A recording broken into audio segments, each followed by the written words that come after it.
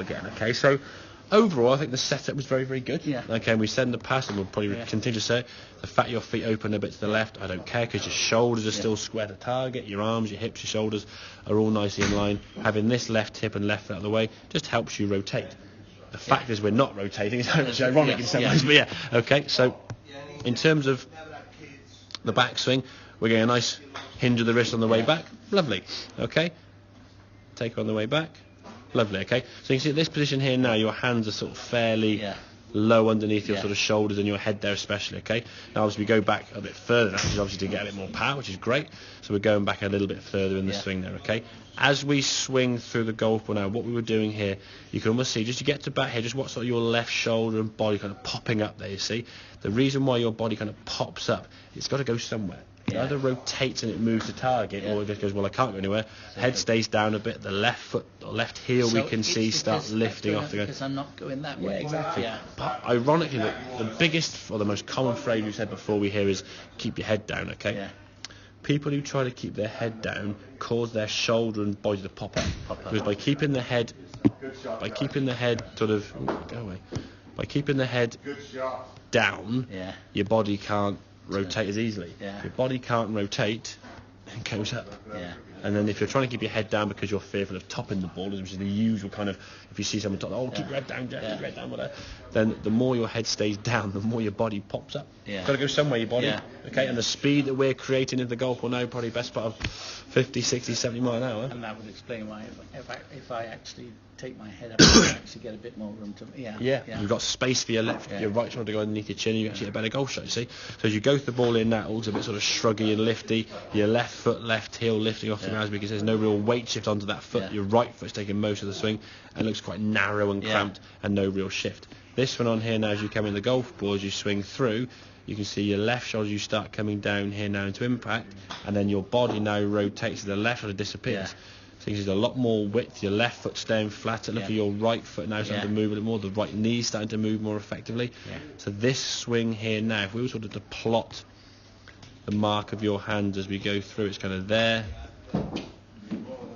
there, through the golf ball. It's a nice kind of arcing through the golf ball. It's kind of like that. Okay, now arguably that low point is a little bit behind the ball. We can move that a little bit to the left, but minimal. Okay, but in general, the actual swing there, the left is a lot more stable and the right foot's starting to move. So you look at that finish position compared to that finished position, just look at that, you can see the lower half movement, the fact that your weight now was shifted over there onto that left foot, the right knee is now replacing the left knee and the right quad and so on, and nice in line as that hip's rotated, whereas this one hip's back here somewhere, that leg's pretty straight, most of your weight's back here and this toe's actually off the ground, so your weight now has gone back onto your heels and specifically your right heel, so if you've moved this way, as in away from the ball backwards, and then move that way away from the golf ball, which part of the golf club are you going to be striking? Right on the toe. Because you're just getting further from the golf, you can't reach the golf ball. So you're going to miss it as you do.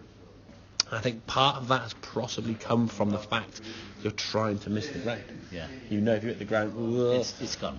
Exactly. So it's just like, what can I do to avoid the ground? Any golfer, if I get a complete beginner or even someone who's never touched a golf club, I say, okay, so right, you've got £1 million on the line, make one golf swing and miss the ground with this golf club. Anyone could do that. They'd have a club up here somewhere, okay, but they missed the ground, okay. If I said to someone, okay, right, strike the ground perfectly, that's not so easy, okay. So if you're going to err on the side of one or t'other, you'll always go for missing the ground because that's an easier thing to do, isn't it? And it's as we said, it's a better bad shot. But it's always going to be capping your ability at a certain level where you just can't hit the ball fine, okay. So if we can get that, I think overall, we sort of summarise now. The arms and the shoulders were shrugging up and getting cramped, cramped as you said. That was a symptom of your body not moving as effectively, okay?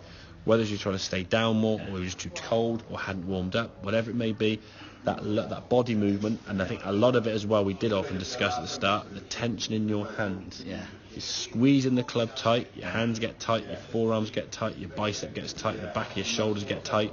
Now you can't move as effectively as you want to. So the lack of mobility in terms of tension throughout the body restricts your mobility. the fact we're possibly cold, because it's cold out there. We haven't warmed up properly. If we're honest, we've probably gone straight to the first tee from the car park. Absolutely. 4 or 5 swipes around our body and hope for the best, and that's going to be that's our warm up. Well, okay. If as much as that. Exactly. Oh, you're on the tee. Oh, quick! Where's the keys? Where's the golf ball? So we can get better at allowing the body to rotate. If any variables there are against that rotation, whether it be the cold or warm, at least we've got some of them eliminated. The fact we're just a bit loose in the grip. And having that looseness in the grip is going to certainly help you create a much better, as we said, L to L position going back and going through. Okay, as a practice drill, I think I got on here. Hopefully, there you go. So I just missed the start of it. Okay, as you swing through that was a very, very good move. The drill we wanted to try and get you to do. Okay, you go back to setup. That's a practice. Sorry. Start the golf ball here now. The club on the ground. Lift the club straight up in the air. The club's hinged up. Turn your torso to the target. Okay. So the arms of the club will kind of be up here, and your arms will be kind of like so. Just relax down as they are when they hinge the club up. Turn your torso to target, and then from there return the club back up and back down, trying to get to that same kind of position. Okay. You can do that, and again, it's dash. It may sound and say, okay, at home, put the kettle on. Well, the kettle's boiling for 2 minutes. Just keep do that, Just do that. Just keep doing that and have some practice. It's muscle memory. This time of year now, we ain't got time to be on the range a lot. No. If we can do it, the more we can, the better. And obviously, hit some shots on here to sort of see some feedback. Even better. But just to get something done, get the feeling, because you said it feels very strange when you're doing that. The key thing is we're not stretching the arms. We're maintaining the arms where they started. Okay.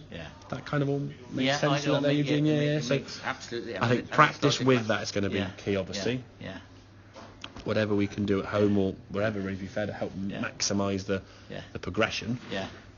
Change has to occur. So if change has to occur, something has to be done to sort of change the mindset in some ways. Okay. That's super. Excellent. Good.